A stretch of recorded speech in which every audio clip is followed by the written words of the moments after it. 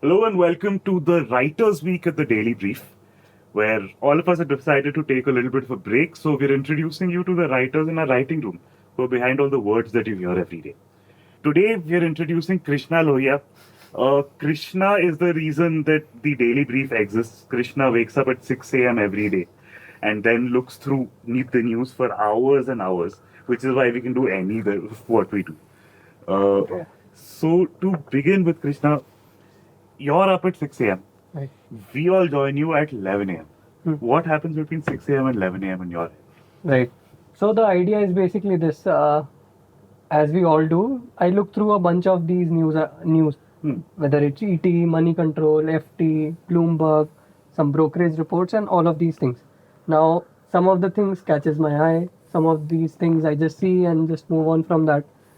Like one specific thing when we started doing daily brief, one thing that used to come off every day was, let's say for example, 10 lakh crore wiped off from the market.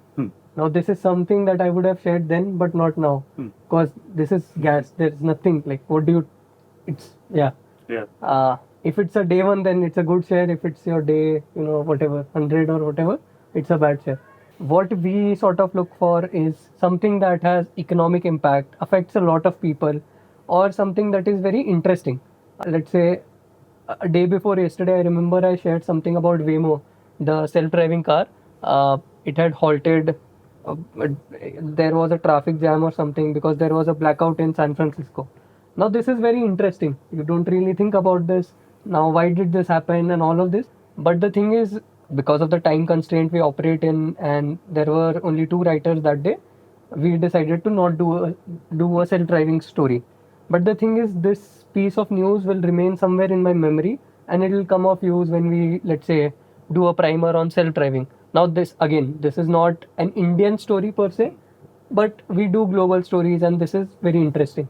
So, I think like our entire mission with the Daily Brief is to go one layer beneath the news, and I think just having done that a few hundred times, uh, we have become the channel that we are, right?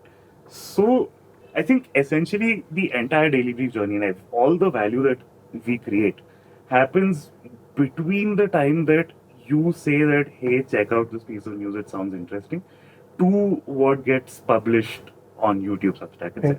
Right. The story that we end up with at the end of the day looks nothing like the headline that we start off with.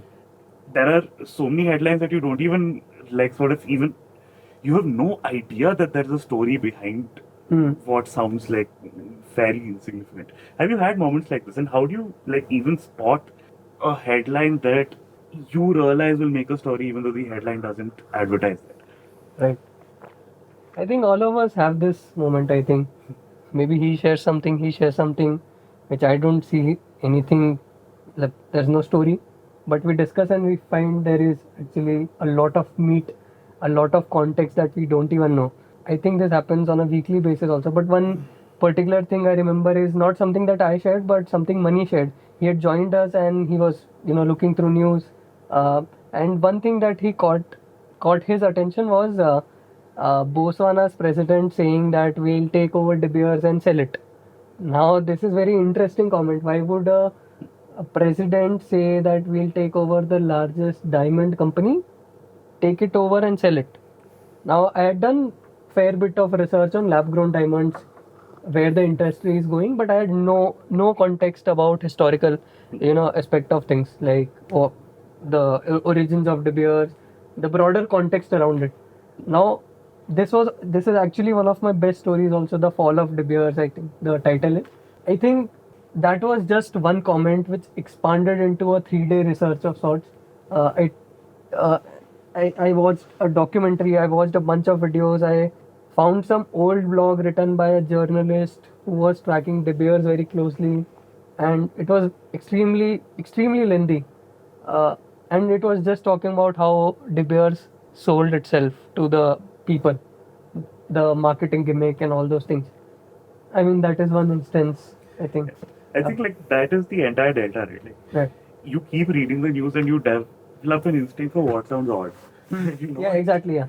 what is a story, but ये समझ में नहीं आया. Huh, right. And you start digging and there is almost always a story behind. I think, yeah, I mean, one thing that we were also discussing, I think we recently did one nuclear story. Hmm. Now, nuclear is something we did when the budget announcement came. Af- since Feb until December, almost every week there has been some news or something about nuclear. Hmm. This it'll open to private companies, and this keeps coming up. Now, this is not something that I share now because it just keeps happening. But then recently there was some bill that came. Hmm. Now that is something at this point you can pick up that story because you have additional context till that time and something substantial that has happened. So you can talk about it. So, using what you mentioned earlier, right, that's a good segue into me asking you that when it all started with Bhuvan, right, Bhuvan always had that macro vision at everything news. So, during early times, we'd had a lot of stories primarily dominated by China headlines, and it became a running joke on the channel as well. China brief. We'll rename But it. I think your contribution to our writers group has been the fact that you brought in that DNA within us to focus more even on the micro and business end of things. I don't know whether that's your Madu genes coming in or anything else for that matter. But how do you agree to me when I say ki up until, let's say, up until Bhuvan's influence came down, uske baad se we've done more of these micro stories, and how has that helped us being better writers and daily brief becoming more comprehensive? I was just saying, just so that you know, Bhuvan is our boss. Bhuvan is the reason Daily Brief exists. Bhuvan is also working with Bhuvan is like working with Ranchod Das Hachot from 3 Idiots. He knows everything. He knows. You Yeah. go to him saying, Bhuvan, I learned this one interesting thing about the world. He'll be like, okay, let me show you 18 charts about that sentence. And how you're wrong. Yeah, and how you're wrong about it. So he's the AI before AI. Yeah, there is a joke in the office which goes like, Bhuvan will take AI's job. So, Yeah. uh, but like Bhuvan is a macro guy, so Bhuvan loves like these large monumental things that are happening, like just industry-wide things and money moving in the units of trillions and things like that. And that's how the Daily Brief started. And then over time, we became a channel that is fascinated with that, of course, but also fascinated with something like, Acha, how do you sell a pencil box? Right. Right? And I think a lot of that is what Krishna brought to the channel. So, yeah, Since I had no background, I have no finance background apart from my degree, I think I had discovered something called as con calls. So we were trying to do some, in the early days, we were trying to do some story around DMart. And I was just trying to find how DMart works and all. And I came across a transcript of sorts. I don't know how I came across it, but I came across it. That whole day I just spent reading the con call.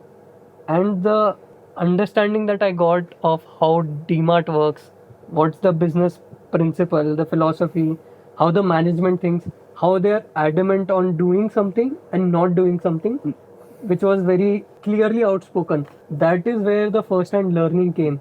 So, yeah, I mean, and gradually I think from that time we've started doing a lot of quarterly stories where we look through not just the recent con call but the previous ones, just going through the annual reports, the presentations and whatnot.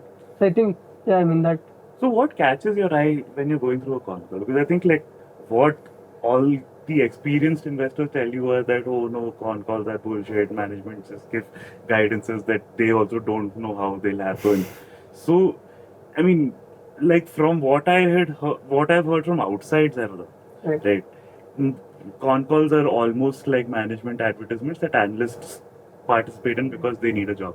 Right. But I think the fun that we have with con calls is all the stuff that is not, instantly money making. Right.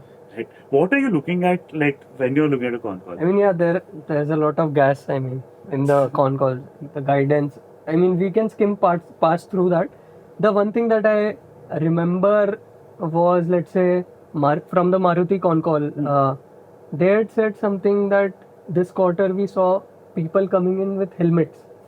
Now, that's very interesting. That gives us a very consumer level insight. They were trying to say that someone who is walking in with helmets is probably or is a two-wheeler customer. Hmm. He's coming in with a helmet. he'll now probably switch to a four-wheeler. Now, that's a very ground level understanding of the customer, how he works, how things work. So yeah, that's something that was very interesting. The best place this was visible and the only place we could find this was visible was in value retail. Let's say something like a V2 retail or a Vishal Mega Mart, wherein their sales jumped for the winter things that they sell, winter clothes that they sell. Last year it was something around, let's say, 40%, and this year it jumped to 55%. Now that's a big jump. It only happened because winter came in early. So I mean that's fascinating to me. Now since we started going through a bunch of these con calls also for our stories or just in general to understand businesses, we thought we'll spin off something called as charter. I mean, it was Kashish and me in the beginning. Now everyone in the team is contributing, which was basically we'll skim through the con calls, find out the most interesting aspects, like I told you, and we'll put it across in a newsletter. Now, of course, we do include guidance and all those things, but we do include these very interesting sound bites from the management. Now, these sound bites we also use for Daily Brief and for Who Said What, which I do. So, yeah. That is the thing, right? Like, no matter what you read about a company, no matter what like understanding you get from newspapers, from textbooks, whatever, there are individual lines from a company's management that can teach you more than anything that you've read. Yep. Yep. One line. And very first-hand sort of experience, and it gets reconfirmed, let's say, when we do a podcast or anyone with any of these experts. He did some documentary around renewables, so I mean for him also it might be true. So I think like all of us have this experience constantly, right? Like where you start a story and you think you understand everything, and yeah, you just have to read around for like 3-4 hours and you will be done. Yep. And then you start reading, you realize I knew nothing. Like I have to rehash every single thing that I know just to write the story and somehow get this like through the gate by tomorrow morning. Yep. So have you had that? Like tell me about times where that has happened. I think it's probably every other day that that happens. If you come across some story and you feel like, oh, this is something interesting, and of course I know about it, but once you start reading up upon it, it just goes away. The one story that I remember we did around Transformers. On a broader level, I thought I did understand it, but just reading 1-2 lines on it, I did some research, etc. I didn't know how Transformers worked. I went into the very deep of what is the physics behind it, and I just kept going in, and I kept getting more and more confused. So, wherein people had to pull me back and just tell me stick to this part and just move on, because the thing is there's a time constraint that we operate in. I can't possibly understand the physics of Transformers or why U238 is different from U235, something like that. So you just have to move on from that. So yeah. I remember that day specifically at 3 p.m. and we're like, can we finish the story today? And Krishna's like, देखो हाँ ये coil है और ये दूसरा coil है क्यों? Okay, so I think as our last question, so you have been reading just monumental, monstrous amounts of news, like hundreds of headlines every day, Right. And doing this over a year and a half or whatever, you must have developed quite like a map of the world in your head. Right. Are there things that you are fascinated by while you realize that you have absolutely no answers and are completely confused about where they're going? Right. 2,000 years later. One thing that I closely follow is quick commerce. Now, people generally say it works in India, it doesn't work outside because of density of dark stores or, the labor, the price, etc. All of these things. Now, these things at surface level do sound, yeah, all right. But I have not, done the work of actually researching why it hasn't really worked there. Now, it might be just reconfirming these opinions, but I would want to do that. Again, there are n number of things that I don't know about the world, how it works, etc. I think next year is going to be just that. Yeah, I think that's a wrap. That is it for today. we've had a phenomenal time doing this all of 2025, and we're going to come back in 2026 with even more excitement to do the same thing, again.